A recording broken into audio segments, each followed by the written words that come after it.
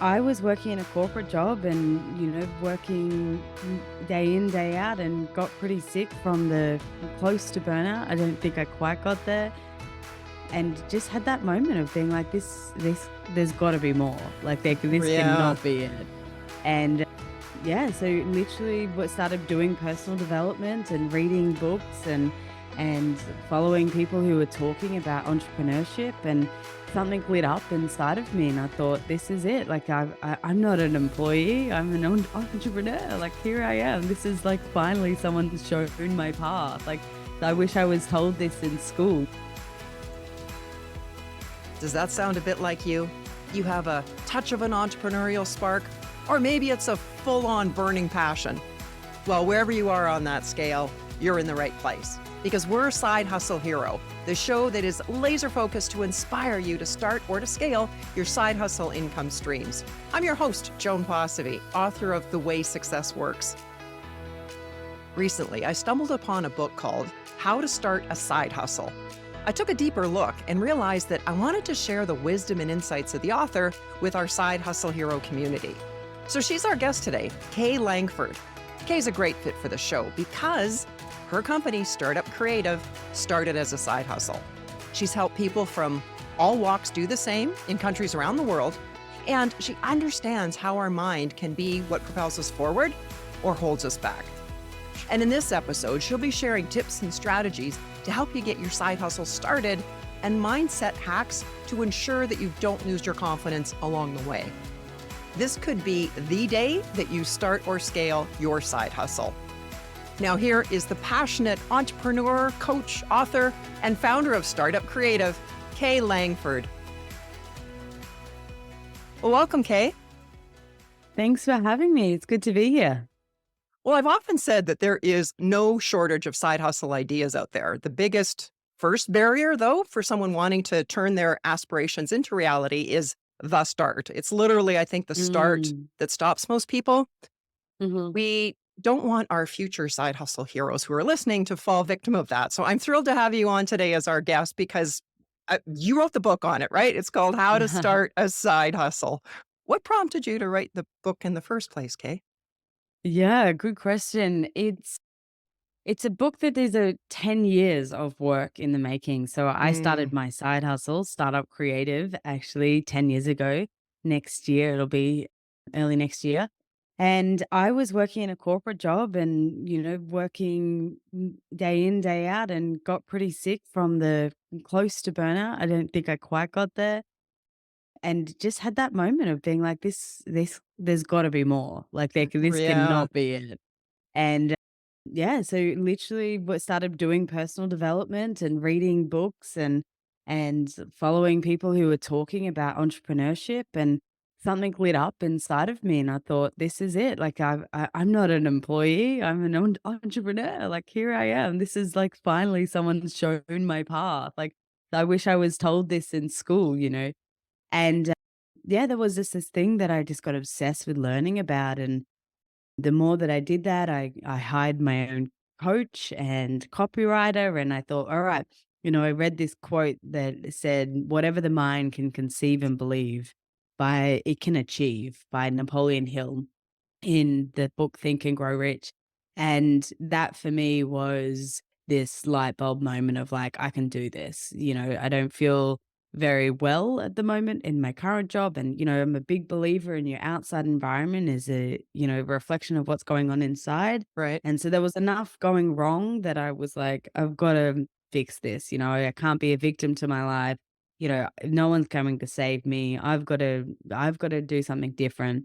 And entrepreneurship and startups and side hustles came at the time where I was like, that's where, I light up and I want to do it. And so I, yeah, got a coach and I kind of built my business as Startup Creative. So education, inspiration, advice, business coaching, workshops, podcast, book, magazine on helping people to turn their passions into viable businesses. So it started with a 6-week course that I went out and got some funding for and had about 20 students in.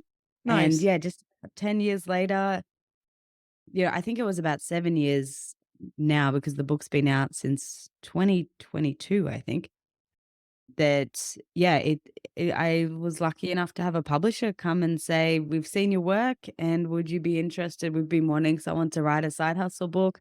I think initially they called it something different, like a side business or something, Right.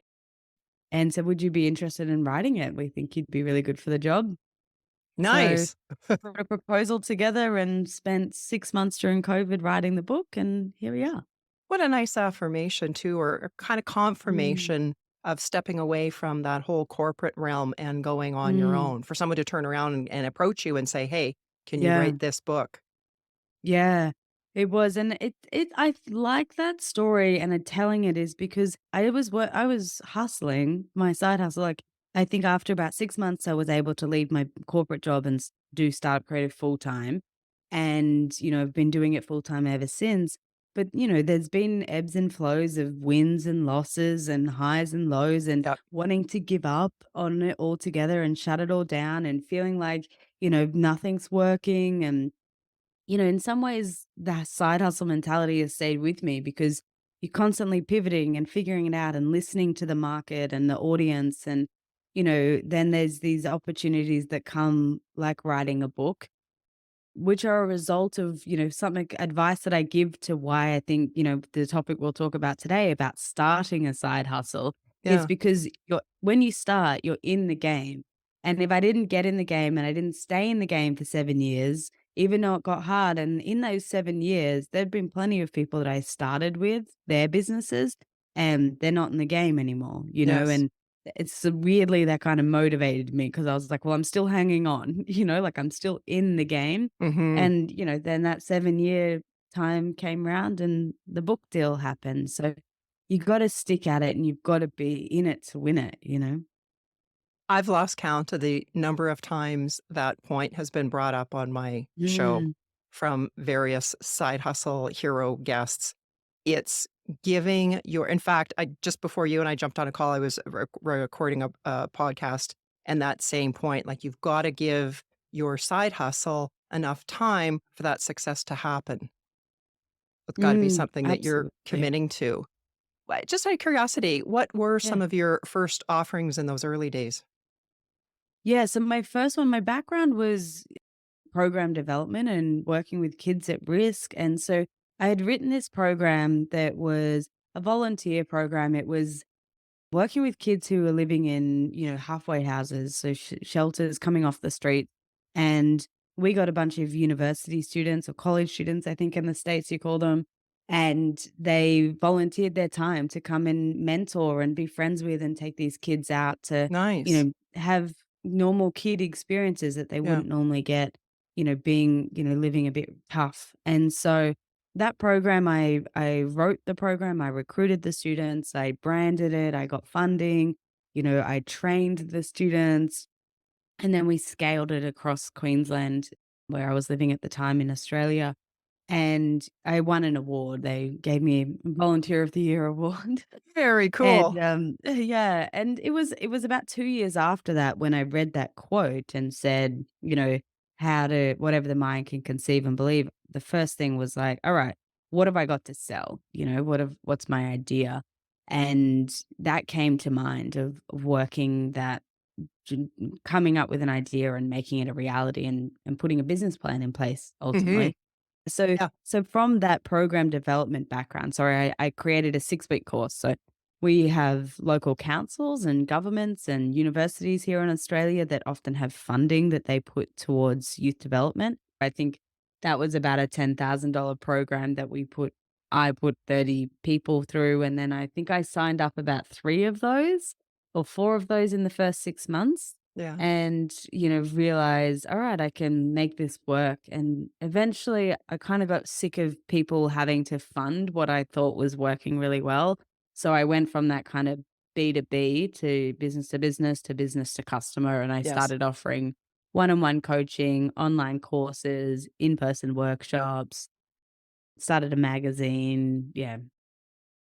Yeah, and I love that you mentioned that it wasn't all smooth sailing over 7 years, that there Mm, is those times that we all hit that it's, am I really doing the right thing? Am I freaking crazy Mm, here? Maybe I should go back to the corporate world.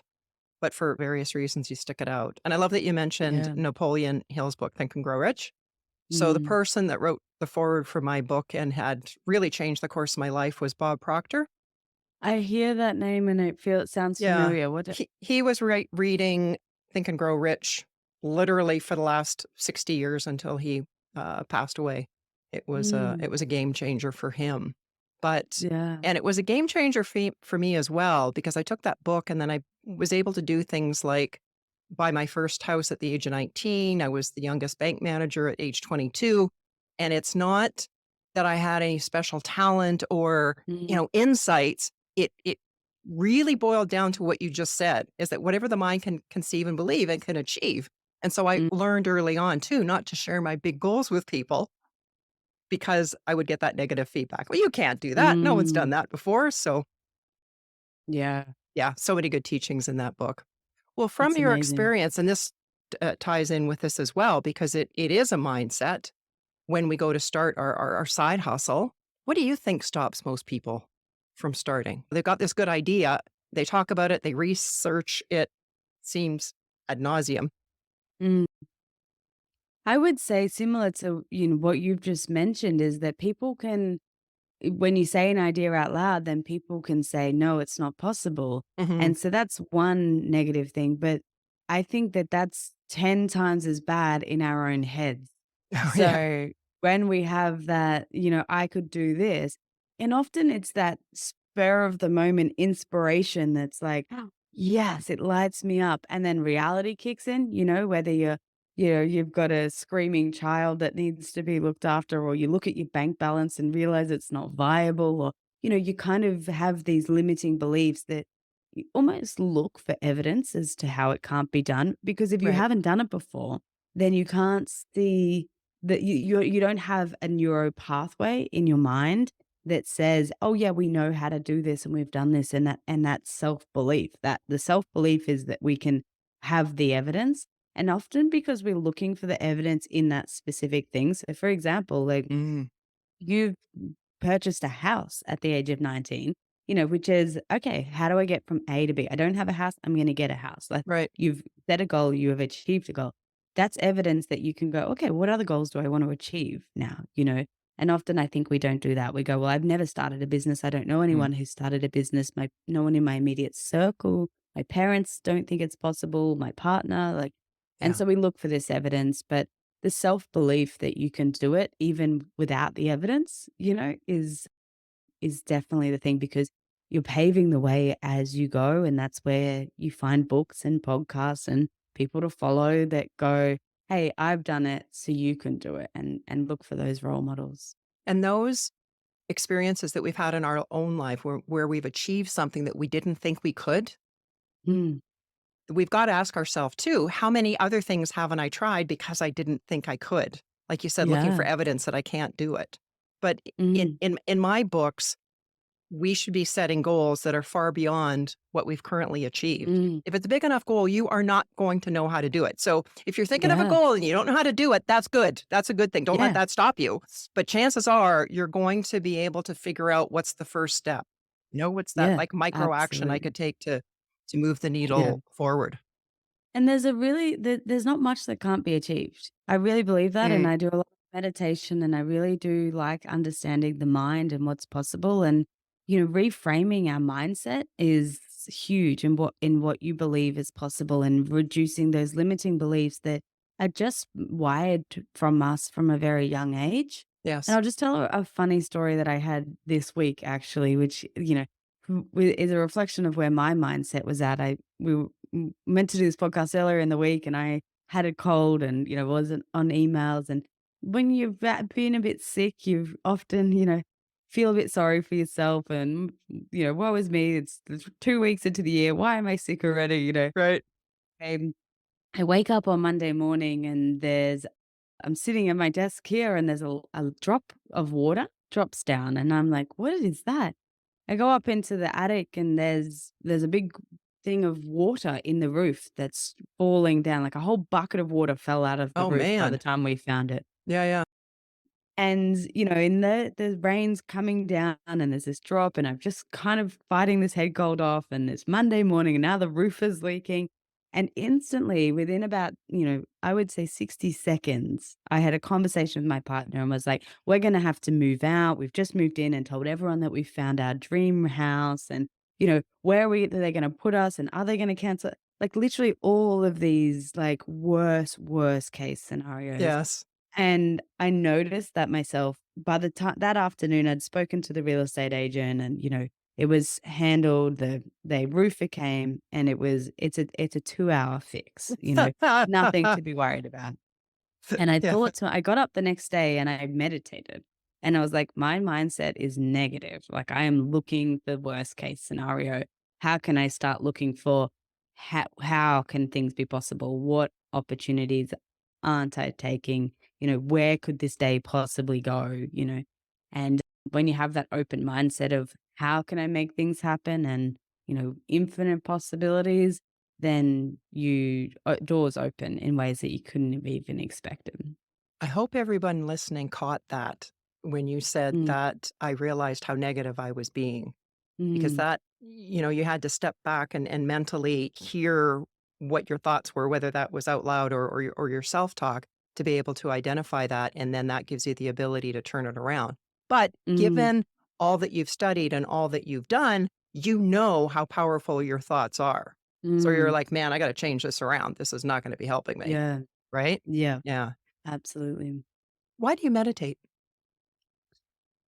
I did probably the 3 or 4 years of my business, I was working the same way I was in a corporate world, and get up and grind and, hustle, and I'm very grateful for that ability in me to get up and do that because it got me where I am today, and I got traction and I worked really hard and I did it all myself.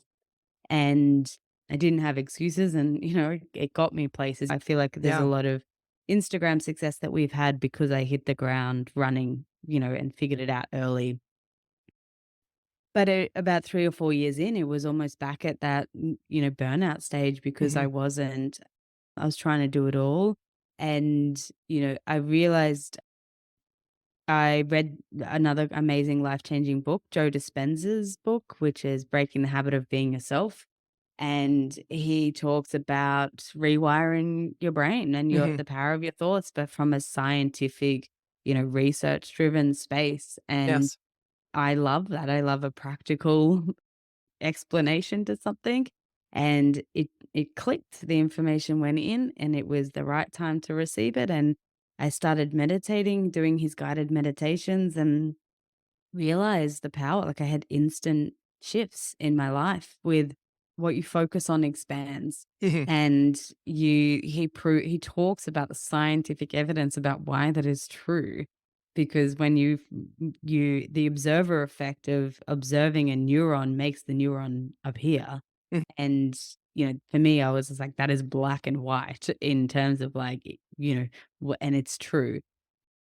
You see it in your life. But for me, that was just like, okay, I need to stop hustling so hard and I need to start creating my own reality with this, energy field that we all are existing in. Yes. And how can I start using it to my advantage? And so writing my book and I got up and I meditated every day and I still, I write a Substack as well. And often before I sit down to write anything, I will do a meditation and just try to tune in and be like, what do people need? How can I be of service? Rather than creating from, how do I make this a really good SEO post? It's like, Exactly, how, yeah. Yep. how can I create something, for the collective that speaks to people? Yeah, I would do that always too before Mm, taking a stage to be that mm, channel to share with people yeah. what they need to hear in the moment. And that Yeah. quick meditation that you described before writing that blog post Substack, it doesn't take that long, does it? No, No. and I think over time it gets easier, it's just Yes. about stopping and taking a few breaths, but, meditation can be as simple as, you wake up in the morning and before you wake in the morning, there's a little twilight zone before putting on the who you think you are and the, Yes. oh, yep, I'm the person that has the leaking roof and is sick, these negative things. But you get to consciously choose and go, okay, I'm not choosing those things today. My brain is wired to that negative thing at the moment, but I'm stopping that thought. And what I choose to focus on today is abundance and opportunities and creativity. And that can be a 5-minute thing, 2-minute thing that you do with your eyes closed before you come to full consciousness as you're in the twilight zone, waking up, taking a few big, deep breaths and picking a word that is your intention for the day. Excellent. What a great Mm. way to launch into the day once you wake up. Mm. And I was just going to add to that too, a mantra of mine or a belief really is that there is always a solution Mm. if we're solution oriented, if we're looking for it. It's pretty easy to come up with reasons why something won't work or how terrible Mhm. the economy is. And there's lots of people talking about that and lots of statistics to prove that. Mhm. However, there is also prosperity and abundance and ways to do things. So even if there's a situation where it's like, it's just not coming to me. I would say Mm. to myself, okay, well, if there was a solution, what would it be? What would it Mm. look like? Because there is always a solution. I think it was, oh, it was somebody down in the States, a preacher. I'm trying to remember his name. Mhm. He was really big on TV, but I remember him saying that when you think you've exhausted all the possibilities, remember Mhm. this, you haven't. Yeah, I love that. that's so Schuler, true. that was his last name, Schuler. Anyway, There's a yeah. really simple shift. I mean, I grew up with my parents saying, "Don't say can't." Like that Mhm. was we were not allowed to say that. And, there's another really beautiful shift of being like, it's like it's not happening and like, this negative mindset and just introducing the word how of how can this be possible? How can I make this happen? And that actually is what it does. It tells your brain to start looking for an opportunity. Yes. There's millions of different, you know, ways that, things can happen. And so Yes. it's often we just, the brain does what you tell it to do. So if you say it can't find a way, it's not going to even look. It's a Right. program. It's going to say, I'm not looking for it. You've told me it can't be done. It's not going to come back and say, oh, yeah, no, it can be done. It's going to say, all right, cool. I'll stop looking then. But if you say how, then the brain goes, all right, what's the neuro pathway? What are the patterns? Where's the opportunity? That's a great word actually for somebody to post in their home. I often have something posted on the door as I'm leaving in my Mhm. bedroom when I wake up in the morning. First thing I see, something like as you were referring to, but just that simple word, how. Just that Mm. little reminder of this conversation that you heard from Kay Yeah. that let's go throughout the day today focusing on how. How are we going to Yeah. I achieve love that. this? I'm gonna put it above my desk. There's a lot of side hustle ideas out there. And say someone does narrow down which one they're going to pursue. Mhm. But for whatever reason, they're not taking that first step. What's your recommendation to help someone take that first step? I have a big belief in just start is something that I rinse and repeat over and over again. Okay. And the reason that is I've done a bit of research into the science behind this because I do love geeking out on that.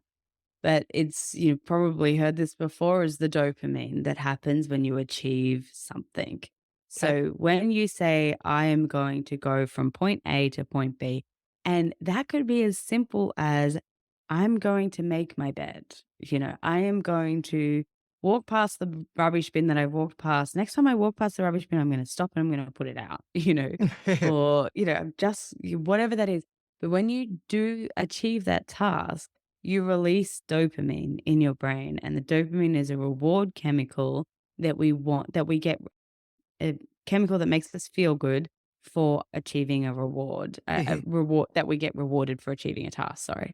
And so, like all good feel good chemicals, we want more of them. And so what happens is then it's like a snowball effect. You start to build momentum. So Yes. the trick is to start really low. Don't put okay, I'm going to start a side hustle. First things first, I'm going to build a website because for some people, that could take 3 months and that could be a really long, tedious task that just feels never ending.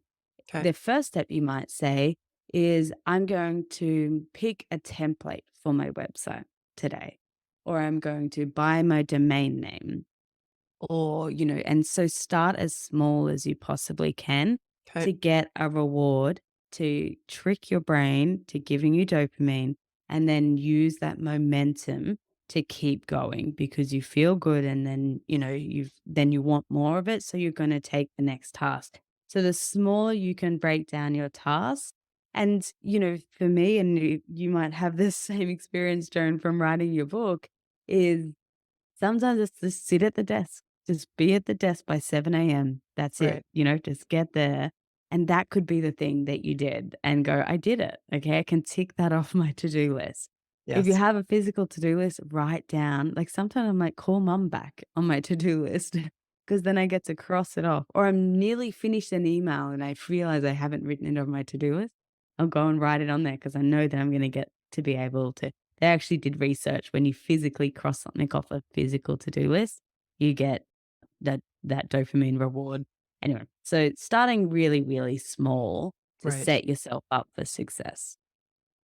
On my daily to-do list that I use, I just cross it off, but then I've got my separate, like, over 100 goals kind of master list, and when I Mm, achieve something there, I write victory through it as well. So just, to give yes. that bump it up a little bit. So, yeah, so take that first step. Again, you're not gonna know all the steps between now and this vision that I hope you have for your Mm, side hustle. And so it could be, yeah, something like doing that domain name. And then once you register the domain name, it's, yeah, okay, I probably could look for the template from there. And mm, then you get to see yeah. something real and Yeah, the and I whole really science of like it. the idea of putting really specific things on your to-do list. So if you sit down, let's say, you've been running around in the morning and you've made a coffee and yeah, you've spoken to your mom and you're like, all right, I've got to get to the desk by 7 o'clock. You sit down, your brain's going to be a little bit all over the place, right? And so what you want is to be able to glance down at that to-do list and get and pull out a very specific instruction. So, it's not just like, build website. That's a bit too big and expansive. Huge. But Yeah. if it's like, buy domain name from domain.com or whatever, wherever you're going to buy it from, so that your brain go, okay, cool. Well, I've even put the email, the address in there. I can go straight to the website. So I don't have to go. And what that does is it reduces cognitive load. So when we wake up in the morning, and this is why social media is so horrible to start your day with, not Yeah. that I'm the best at that discipline, but your brain starts with a battery at the start of the day. And that's with the cognitive load that we are capable of using our brain power for. And so staring at screens and, all of these other things start to diminish the battery. And so if you get to Yes. your desk at 7 and you remove those distractions, you actually get to use the majority of your battery, your brain power, in things that are actually going to get you an outcome and that are going to help you to go, I actually did something towards my goals today, Right. rather than go, you sit at the table and you're 30% empty because you've just scrolled social media for an hour and Yeah. whatever else. So when you sit down, another hack to get to work and get that start is to give really specific instructions of what needs to be done because it's reducing the cognitive load. You're using the last of I always write my to-do list at the end of the day. I rewrite it Yes. and make sure it's sitting clean and fresh on my desk when I wake up in the morning. Right. So you do it the night before or the day I before. do it the night, Yeah. yeah, so Me I'll too. cross it off all day, I rewrite it at the end of the day, it's sitting there, Yeah. and that's one less thing, so it's already a clear to-do list. I'm saving as much brain power to get to work and not on some of these little details. Since we are talking side hustles here, any tips that you found effective for juggling basically the workload between a family life, a full-time job, and then trying to eke out some time to start your side hustle? Yeah, big one. This is very common. I am a big believer in time blocking. So looking at like, something, for example, if you've got family, a job, exercise, what are other commitments that you have, start with your week and put in the things that you obviously can't not do. Okay. Take the kids to school, exercise when you're exercising, what social commitments you might have. So putting those in and then looking at that and going, well, what can I realistically do for my how much time can I spend on my side hustle and where is that going to go? And you have to schedule it in. If you don't put it in your diary, it's not going to happen. Yeah. You have to go 2 o'clock on Sunday afternoon. I stop and I do from 2 to 4. And what that does is it's a commitment and a promise that you make to yourself. Even if it's just 2 to 4, while you're starting that habit, it might be like, I really don't want to do it. Or you sit down and you just kind of, yeah, bounce around doing, nothing really or whatever. But you're building the habit of sitting at your desk from 2 to 4 or whatever it might be making pottery or whatever it is that needs to get done. Yeah. But carving out that time of when you're going to work on your side hustle and putting it in the diary and sticking to it. And it gets easier, trust me.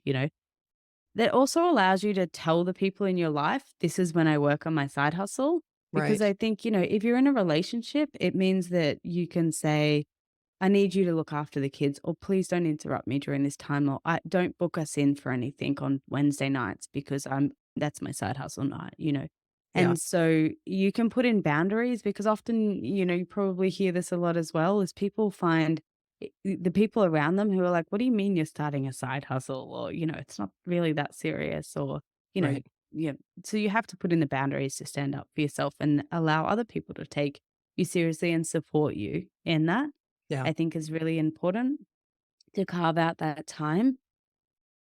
And I think that also means that you can be really realistic. Like it's okay if at the beginning you can only do 2 hours a week. That's better than nothing. Yes. One of my favorite quotes is "A year from now, you'll wish you started today," and by Karen Lamb. So true. Every time I read that, I'm like, yes, because compounding action pays off. Like, really, if you do 2 hours a week for 52 weeks, you're going to be in a different place than you are right now. Yeah. So, plan for the compounding interest of investing time over time. It's really, really important to not set the expectation too high too soon, Mhm. because there's this research that shows if somebody's trying to change or set a new habit or achieve a goal, if they set the goal or the target too high too soon,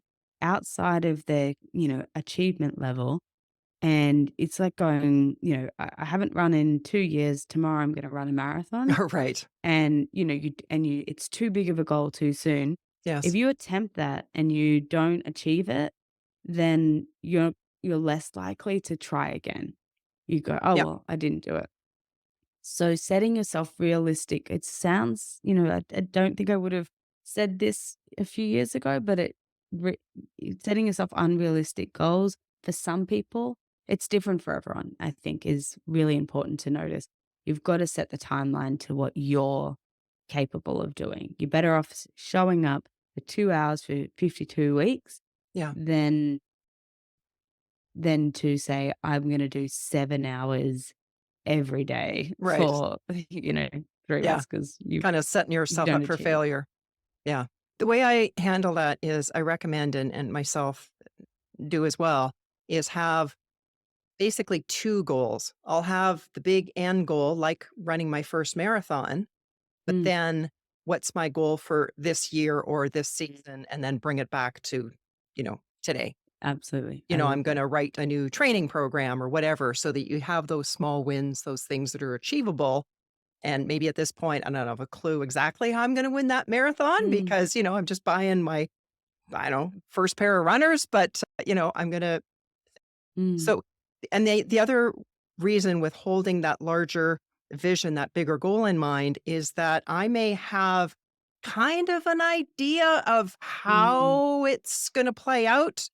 And then, of course, the universe shows me a completely different path, right? And it's, "No, I'm not going this direction, I'm gonna end up going this direction." So I wanna keep the big yeah, picture in mind for that kinda that North Star, that guidance, mm, but then so be open to being able to yeah, do the old pivot yeah. dance. Yeah. Yeah, and I think that's when those doors open. The example is the book. I've always been like, I'd love to write a book one day. I'd love to write a book one day. Never did what with the title, breaking it down into actionable steps. It was just a big picture goal, Yeah. and when the door opens, I was ready to walk through it, and I had to write the proposal and things like that, but it was holding that big vision. Yes. That must have been Mm, such a cool moment to have visioned that, written it down as a goal. I don't know how this is gonna be like, at some point, I wanna write a book, and then to get that call or yeah. that email, it's like, "Oh my god, this is so cool."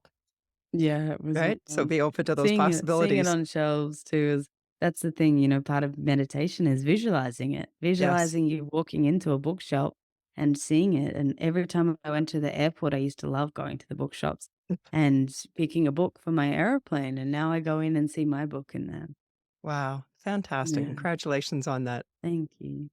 So we were talking earlier about how well, it really is challenging for a person to take that first step because they are needing to form a new habit, like you described, Mm, setting aside that couple of hours or 20 minutes or whatever it is.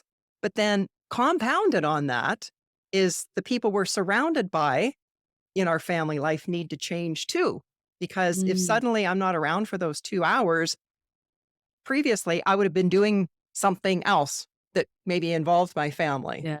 So, yeah, Hmm. to your point that they have to adjust too. So you really have to stick to your guns and say, "No, no, Mm, no, this is really important to me. I'm serious about this." absolutely. And if Yeah. they're And the I really supportive one too, to be able to say to them, "This is might be difficult for me in the beginning. So if I wander mm, upstairs after an hour, you remind me to go back downstairs and keep working," yeah, or whatever it is. absolutely. Yeah.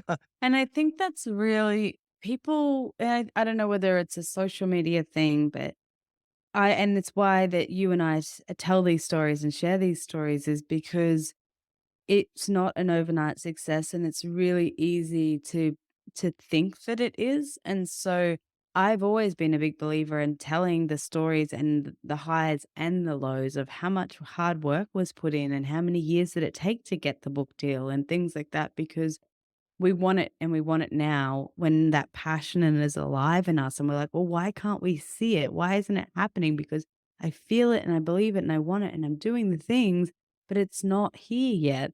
And it requires you to keep getting up and doing it over and over again until eventually it comes. But what your life is currently filled up with what it's filled up with. And so time expands to things expand, tasks expand to the time that you allow of Yes. it. It's Parkinson's law.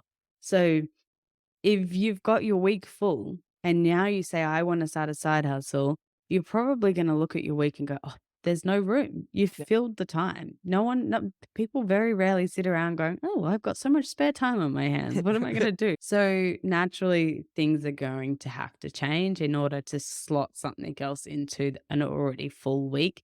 And that's where you have to ask yourself, how bad do I want it? How bad do I want what's on the other side of the discomfort of creating a new habit, of, asking for some alone time, and not having to go to family dinner or whatever. Yes. Working on a Sunday. I worked every Sun I loved Sundays. In where I grew up and when I started my side hustle, every Sunday people would go sit on the beach and drink beers. It was a Sunday afternoon ritual. You'd go sit on Burley Hill. Everyone was down there having a picnic, and you take some beers down and you run into everyone you know. Right. And when I came up with the startup creative idea, that was the first thing that went. I was like, everyone's down at the hill. And I'm like, yes, I have all this, like, I'm getting ahead while everyone else is having beers. I'm Yeah. using this time to Yeah. get ahead. It was because I was like, I can't go back to corporate. There's no plan B. And I want this more than anything. So it was easy for me to start sacrificing some stuff like that. And actually, I really do look at it as a trade. I'm giving Mm, up something of a lower nature, hanging out drinking yeah. beers, to receive something of a higher nature. Like, I really do want this to work because seeing myself as, the founder of this thriving business, a startup creative, is so much more appealing than Mm. sticking with corporate and going to the beach every Sunday, right? Yeah. Yeah. Yeah. When I took the leap and I got some of those contracts, I said they were $10,000 contracts and signed a few of them, but that money has to last you 12 months. Right. You don't get your holiday pay and all of those things. And there's so many expenses when you start a business. You don't really pay yourself for the first couple of years. You're just Mhm. happy to keep the lights on. Right. And, buy a coffee here and there, but you don't really go on holidays and all of those nice things that came with a corporate paycheck. Yes. And so there was days where there was $3 in my bank account waiting for the next invoice to get paid and hoping that they pay on time Right. and scrounging around in my car for $3 to buy a coffee, Yeah.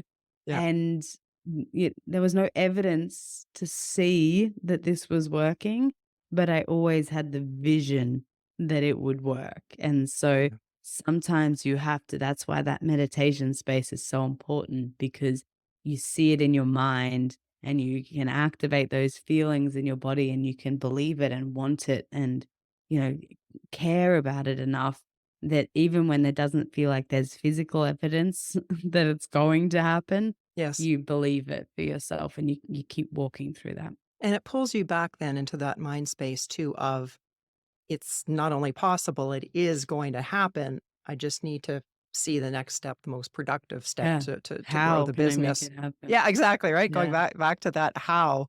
Well, your book contains, I understand, mindset hacks to ensure that you don't lose your confidence once you're up and running.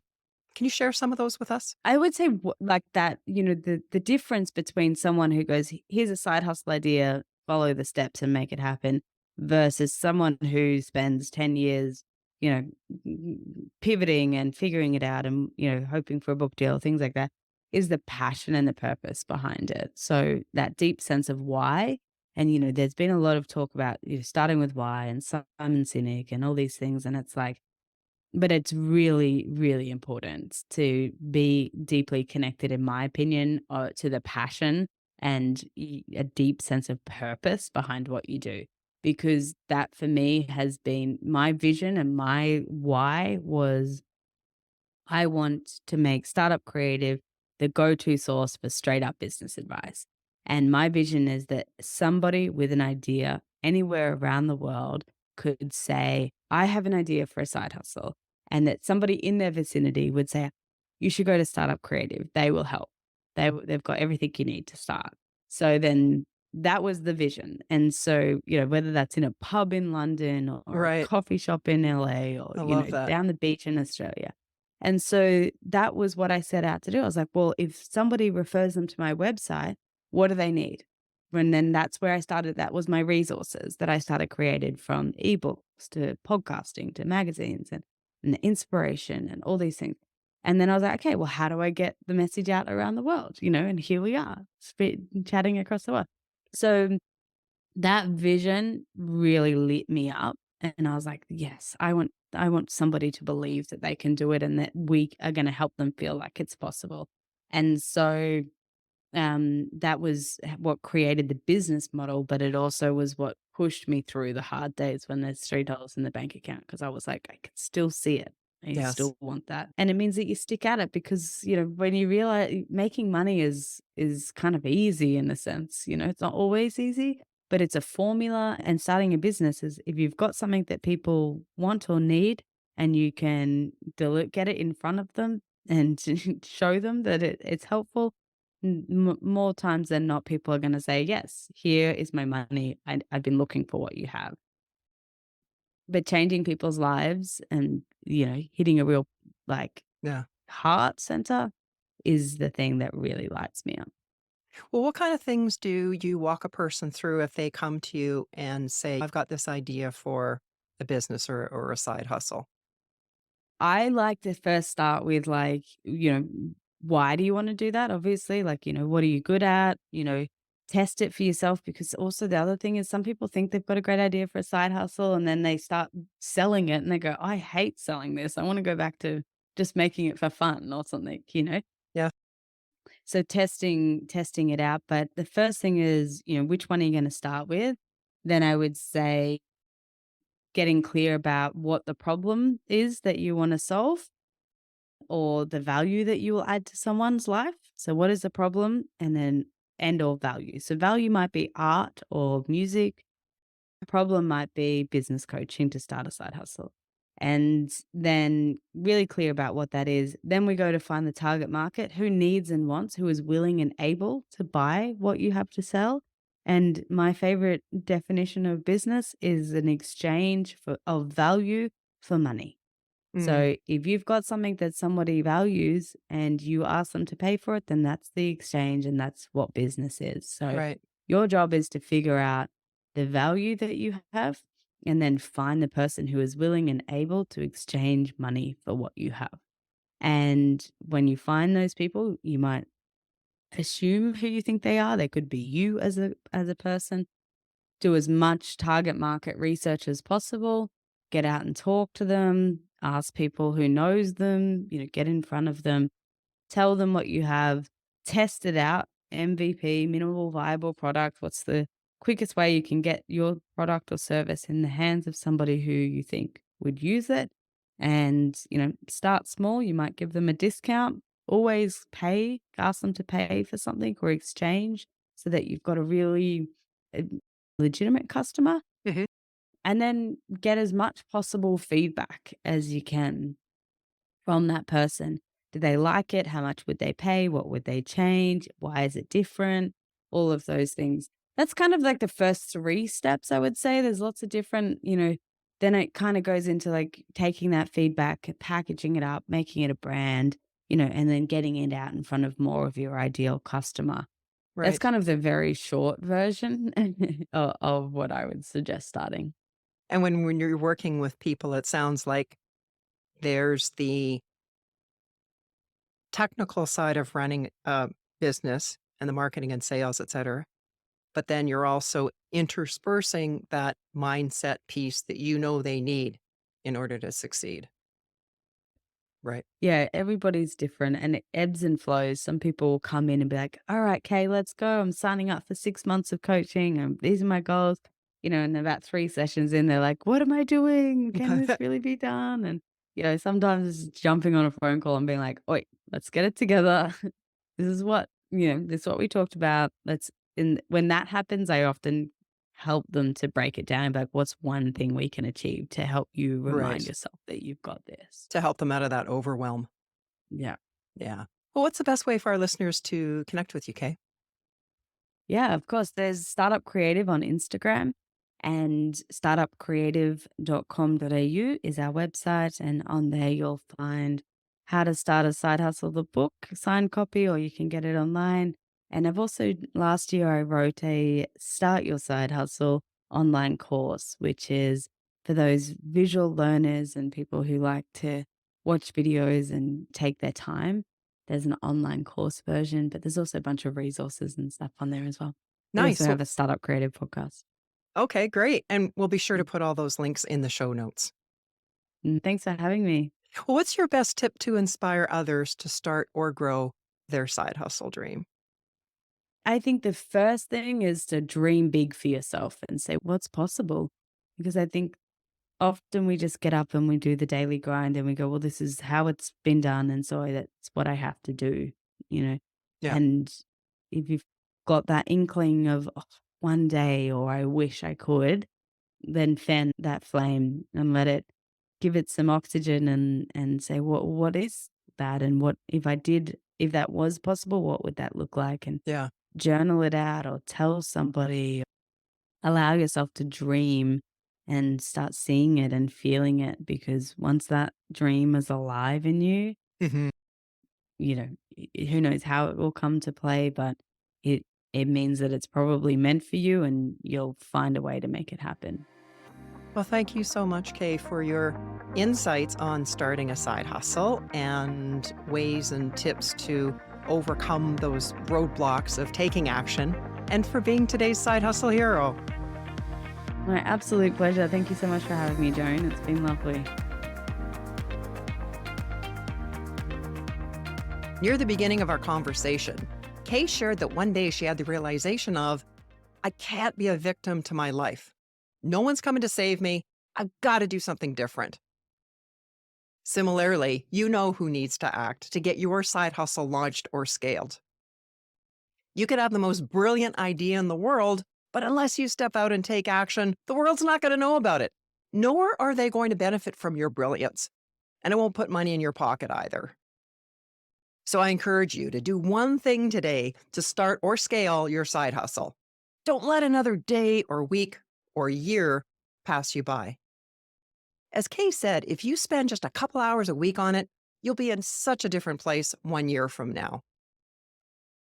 And when your mind instead is trying to get you to go to the hill and drink beer on Sundays, or whatever that equivalent is for you, just tell it, yeah, I hear you, but I'd rather spend my time building my better future. And then get on with the work. Well, that's a wrap for today. You'll find links to the sites that Kay mentioned and the full show notes at our website, sidehustlehero.com. There you'll also see a link to my flagship video course, How to Turn Your Thoughts into Wanted Things. Because results, things, are constantly showing up in your life, but are they the things you really want? If you're enjoying what you're seeing in this podcast and you'd like to buy me a coffee, it's a fun way to show your support. It really is a thing. Just go to sidehustlehero.com/support. A large soy latte would be lovely. Thank you from the bottom of my coffee cup. Well, thanks for watching, and hustle on.